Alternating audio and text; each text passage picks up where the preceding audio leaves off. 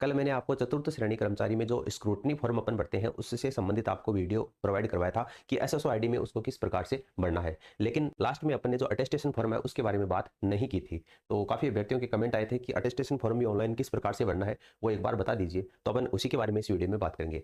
अगर अभी तक आपने ये चारों कॉलम किस प्रकार से बनने हैं ये नहीं देखे हैं तो ये वीडियो खत्म होते समय आपको स्क्रीन के ऊपर उसकी लिंक मिल जाएगी वीडियो की, वहाँ से भी आप उसको देख सकते हैं। तो देखिए यहाँ पर आपको माई रिक्रूटमेंट पोर्टल में स्क्रूटनी कम वाले ऑप्शन में आ जाना है। यहाँ से आपको अटेस्टेशन फॉर्म है ये आपको मिल जाएगा। तो इसको ऑनलाइन भरने के लिए सबसे पहले आपको क्या करना है, आपका जो परमानेंट एड्रेस है वो आपको यहाँ पर लिखना है, खुद का नाम, उसके बाद में सनोफ पिताजी का नाम इस प्रकार से भी लिख सकते हो, या खुद का नाम तो आपका इन बेसिक डिटेल में आ चुका है तो आप सीधा सनोफ लगा करके अपने पिताजी का नाम यहाँ पर लिख सकते हो। उसके बाद में विलेज लगा करके या वीपीओ लगा करके अपने गांव का नाम है वो आपको यहाँ पर लिखना है। उसके बाद में तहसील लिख करके आपकी जो तहसील है उसका नाम आपको यहाँ पर लिख देना है। उसके बाद में यहाँ से राजस्थान है ये सेलेक्ट करना है, यहाँ से आप कौन से जिले से संबंध रखते हैं वो जिला आपको सेलेक्ट करना है, और कौन से गांव या शहर से आप संबंध रखते हैं उस गांव का नाम आपको टाइप कर देना है। आपके जो पिन कोड है वो आपको यहाँ पर टाइप करने हैं, और आपके जो मोबाइल नंबर है वो आपको यहाँ पर टाइप करने हैं। उसके बाद में इस कॉलम को आपको खाली छोड़ देना है, ये सारे कॉलम आपको खाली छोड़ देने हैं, इसमें आपको कुछ नहीं भरना है। ठीक है, जो जो काम की बातें हैं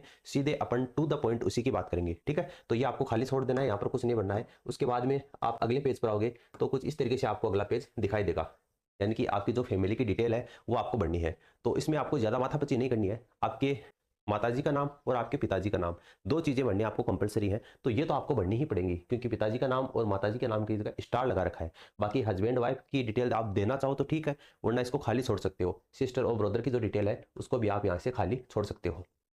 तो आपके पिताजी का नाम फुल नाम आ जाएगा, जो आपकी 10वीं की मार्कशीट में आपके पिताजी का नाम है वो नाम आपको यहाँ पर एंटर करना है। उसके बाद में यहाँ पर इंडियन, यानी आपके पिताजी की राष्ट्रीयता क्या है तो इंडियन है, तो इन कॉलम में इंडियन आ जाएगा। उसके बाद में आपके पिताजी का जो जन्म कहाँ पर हुआ है वो आपको यहाँ पर लिखना है, यानी आपके गांव का नाम, आपके पिताजी कहाँ पर आप पैदा हुए हैं तो गांव का नाम आपको यहाँ पर लिखना है। और आपके पिताजी क्या करते हैं, कोई नौकरी पेशा करते हैं, जैसे कोई टीचर वगैरह है तो आपको वहाँ पर वो लिखना है। अगर वो सरकारी नौकरी में नहीं है तो आप यहाँ पर फार्मर यानी कि किसान लिख सकते हो, तो फार्मर यहाँ पर आ जाएगा। उसके बाद में आपके पिताजी का एड्रेस, यानी प्रेजेंट जो एड्रेस है और परमानेंट एड्रेस है ये दोनों सेम भी हो सकते हैं, अलग अलग भी हो सकते हैं। सेम है तो ये लिखने के बाद में सेम आप यहाँ पर लिख देना, इसको कॉपी करके यहाँ पेस्ट कर देना, वरना आप यहाँ से टाइप कर देना।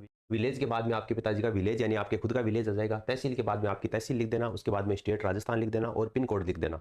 और सेम चीज़ आप यहाँ पर भी लिख सकते हो। आपकी माताजी की डिटेल भरनी है तो आपकी माताजी का नाम आप इस कॉलम में भर देना। उसके बाद में इंडियन आ जाएगा। उसके बाद में आपकी माताजी का जन्म कहाँ पर हुआ था, यानी आपके ननिहाल के गांव का नाम आप यहाँ पर लिख सकते हो। और वो क्या करती हैं, कोई सरकारी नौकरी है तो वो लिख सकते हो, वरना हाउस वाइफ आप यहाँ पर लिख सकते हो। और उनका जो एड्रेस है वो आपको यहाँ पर आ जाएगा, यानी दोनों जगह सेम एड्रेस यहाँ पर आप लिख दोगे।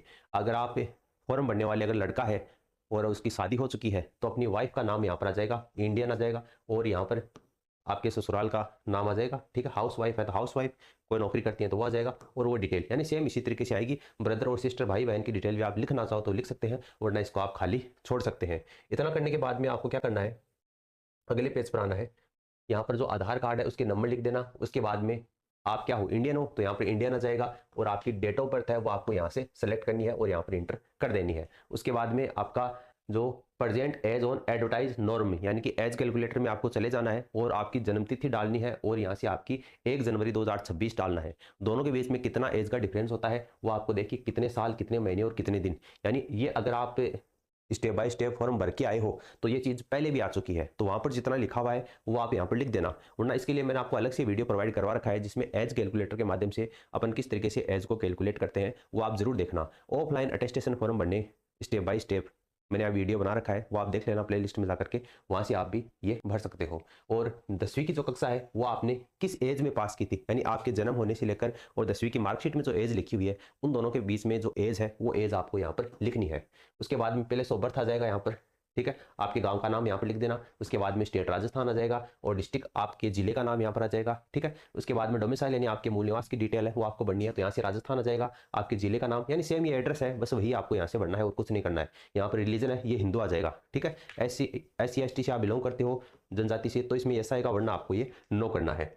उसके बाद में जो अगली स्टेप है उस पर आप चलोगे तो इसमें थोड़ा सा ध्यान देना। देखो आप, ठीक है, कल एक बच्चे का कमेंट भी आया था कि सर जो 10th की डिटेल है वही केवल यहाँ से फिलअप हो रही है, बाकी डिटेल है वो फिल नहीं हो रही है। तो देखो इसमें अगर आपको 10th की डिटेल फिल हो रही है तो कोई दिक्कत नहीं है, 10th की डिटेल भर दो, ठीक है। अगर ज़्यादा फिल हो रही है और आप भरना चाहते हैं तो ज़्यादा डिटेल भी इसमें भर सकते हो। 10वीं की डिटेल सबसे पहले आपको भरनी है। यहाँ से देखो, यहाँ इस पे लिखा हुआ है यहाँ पर एग्जामिनेशन पास कौन सी, 10th यहाँ पर लिखना है आपको, ठीक है। उसके बाद में 10वीं की आप कौन से स्कूल से की थी तो वो स्कूल का नाम आपको यहाँ पर लिखना है, उस स्कूल का एड्रेस आपको यहाँ पर लिखना है, और कौन से डिस्ट्रिक्ट में वो स्कूल है तो उसका आपको डिस्ट्रिक्ट का नाम यहाँ पर लिखना है, और उस स्कूल के यहाँ पर आपको पिन कोड है वो लिखने हैं, और कब इंटर किया था, कब लिविंग किया था। तो लिविंग डेट आपकी मार्कशीट में 10वीं की में लिख रखी है, जैसे 2 जुलाई 2010 है तो वो आ जाएगा यहाँ पर, और उसे जस्ट 12 महीने पहले 2 जुलाई 2009 है वो आप यहाँ पर लिख सकते हो, या 1 जुलाई 2009 भी लिख सकते हो, इसमें कोई बड़ा इश्यू नहीं है, और 10वीं यहाँ पर आ जाएगा। एक डिटेल भरनी यहाँ पर कंपलसरी है, बाकी आप भरना चाहो तो भर सकते हो वरना कोई जरूरी नहीं है। जैसे 12वीं की डिटेल अगर आप भरना चाहो तो कौन सी स्कूल से की है आपने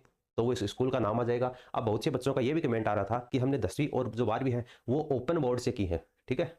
आजकल 10वीं 12वीं भी NIOS से भी करवाने लगे हैं, वर्धमान महावीर ओपन यूनिवर्सिटी से, यानी कोटा, यानी कहने का मतलब है कि ओपन बोर्ड से अगर आपने की है तो कोई दिक्कत नहीं है। यहाँ पर जैसे आपने RCIT का डिप्लोमा लगाया उसमें भी तो लिखते हैं ना अपन, तो उसमें कोई स्कूल तो होती नहीं है, वर्धमान महावीर ओपन यूनिवर्सिटी होती है, उस यूनिवर्सिटी का नाम यहाँ पर आ जाता है। कहाँ पर है वो यूनिवर्सिटी, कोटा में है, तो यहाँ पर आपका एड्रेस में जो है वहाँ पर आप कोटा लिख सकते हो, आपकी यूनिवर्सिटी जहाँ पर है वो लिख सकते हो आप। यहाँ पर डिस्ट्रिक्ट तो फिर से कोटा आ जाएगा, ठीक है। इस तरीके से आपको लिखना है, और पिन कोड वहाँ का पिन कोड आ जाएगा, इंटरनेट पर सर्च करके देख लेना VMOU के पिन कोड कितने हैं वो पिन कोड लिख देना, और यहाँ पर डेट ऑफ लिविंग आपका जो रिजल्ट आया था वो डेट आ जाएगी, और उसी से 12 महीने पहले की आप डेट ऑफ एंट्रिंग है वो यहाँ पर लिख सकते हो, या 12 महीने पहले की ना लिखो तो आपने जो ऑनलाइन फॉर्म भरा था, एग्जाम फॉर्म, वो किस तारीख को भरा था उसका प्रिंट आउट आपके पास में जरूर पड़ा होगा, उसके ऊपर डेट लिखी हुई है, वो डेट भी आप यहाँ पर लिख सकते हो। तो इतना बड़ा इशू नहीं है। आप अगर आप 10वीं 12वीं ओपन बोर्ड से की है तो भी डिटेल आप आराम से फिल कर सकते हो, और अगर नहीं की है तब तो आपको कोई दिक्कत ही नहीं है, आपके स्कूल का नाम वगैरह आपको सारे यहाँ पर मिल जाएंगे। उसके बाद में अगर आपने ग्रेजुएशन की डिटेल भरना चाहते हो तो भी आप यहाँ से आराम से भर सकते हो, पिन कोड वगैरह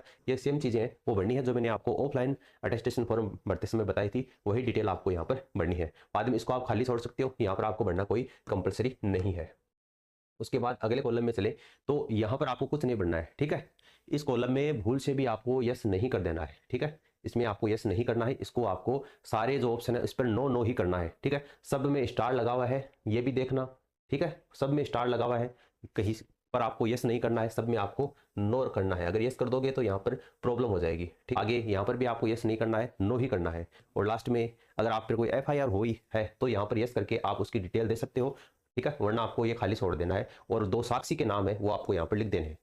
ऑफलाइन फॉर्म अपने भरा था ना जिसमें 2 गवाह थे, 2 साक्षी थे, उनका नाम आपको यहाँ पर डाल देना है। इतना करने के बाद में आपको अगली स्टेप पे चलना है, और अगली स्टेप में चलोगे तो आपका जो एप्लीकेशन आपने फॉर्म भरा है अभी इसी टाइम अटेस्टेशन फॉर्म, उसका प्रीव्यू आपको दिखा देगा, ठीक है। इतनी तारीख को आपने भरा है, इतनी बजे भरा है, आपके रोल नंबर है, मेरिट क्रमांक है, ये जो सारा आपने अभी भरा है इसका कंप्लीट आपको यहाँ पर प्रीव्यू दिखाई दे जाएगा। तो इसको डिटेल को एक बार आप फिर से देख लेना, खास तौर से आपका नाम, आपकी जन्मतिथि और मोबाइल नंबर, ये 3 चीज़ें आप अच्छे से देख लेना। ये देखने के बाद में आप अगले कॉलम पे चलोगे तो कुछ इस तरीके का फॉर्मेट आपको दिखाई देगा, और यहाँ पर आपको क्या करना है, ये चेकबॉक्स आपको दिखाई देगा, इस चेकबॉक्स के ऊपर आपको ओके करना है, ठीक है। अगर कोई आप एडिट करना चाहते हो तब तो एडिट या अपडेट वाले ऑप्शन पे क्लिक करना है। अगर आपने चेक कर लिया कि बिल्कुल सही है तो इस चेकबॉक्स पे ओके करने के बाद में आपको फाइनल सबमिट करना है, क्योंकि यहाँ पर देखो अभी तक एप्लीकेशन फीस है वो यहाँ पर आपने भुगतान नहीं किया है, तो 100 रुपये की एप्लीकेशन फीस है वो आपको यहाँ से जमा करवानी पड़ेगी,